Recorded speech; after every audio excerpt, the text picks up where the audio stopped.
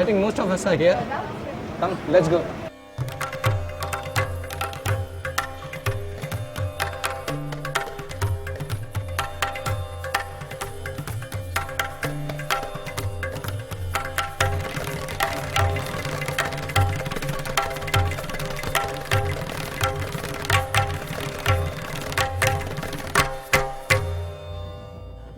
This is basically a kadai.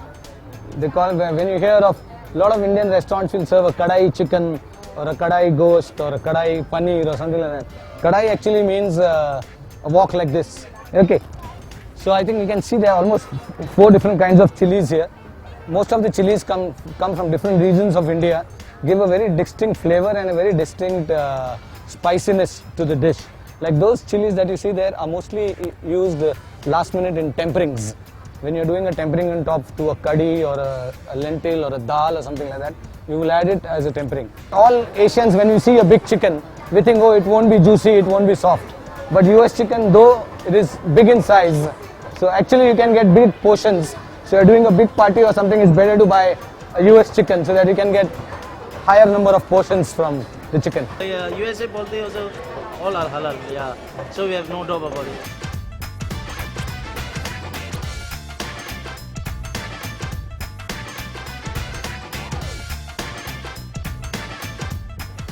You know, my Song of India cooking team or Chef Milind cooking team is incomplete without my left and right hand. So, Chef Manjunath.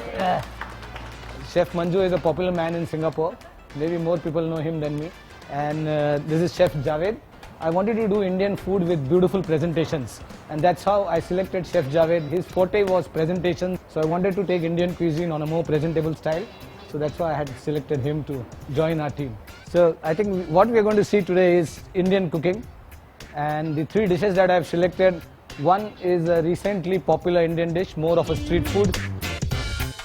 In Singapore you do get US turkey breast piece boneless also. So you don't need to buy a whole turkey to get small pieces. You can get boneless turkey pieces, US turkey pieces. See how it looks a little fibrous, but it's quite soft.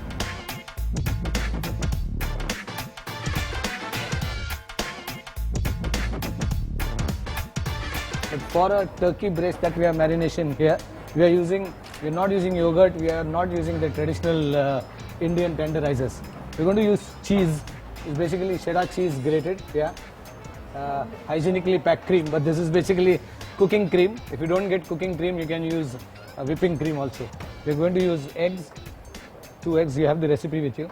This is ginger and garlic paste, some ginger chopped, green chilies chopped, corn flour, just to hold the batter together. And these are the 2 spices. Now again, that's why I selected this recipe. This doesn't have the normal spices like red chili, turmeric, cumin, which people think that without that Indian cooking cannot happen. So Indian cooking is a blend of spices, and different spices can create Indian cooking. You did not every time have a red chili powder and turmeric to make Indian cooking. So here only 2 spices. One is mace. This is mace. Mace generally also is used in biryanis and things like that, and cardamom.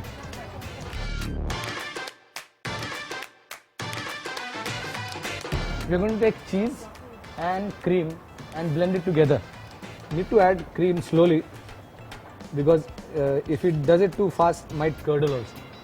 This kebab goes very well with Sauvignon Blanc or white wines also. So it's got a very cheesy taste to it. You can add in the eggs, you'll add in the corn flour, you'll add in cardamom powder, chopped chilies, chopped ginger.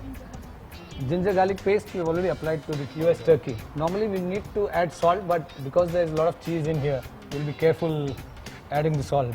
Now this one in marination, I would say you can leave it overnight is best. If you can leave it for a few hours, depending on your time constraint, but the best thing is leave it in a refrigerator overnight. The turkey will really get nice and soft and juicy.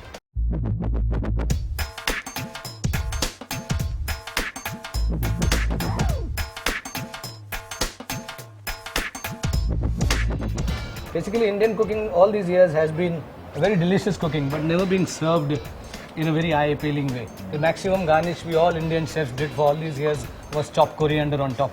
There's a whole big curry and we put chopped coriander and that is ultimate garnish behind. It's very good. It's very soft and creamy.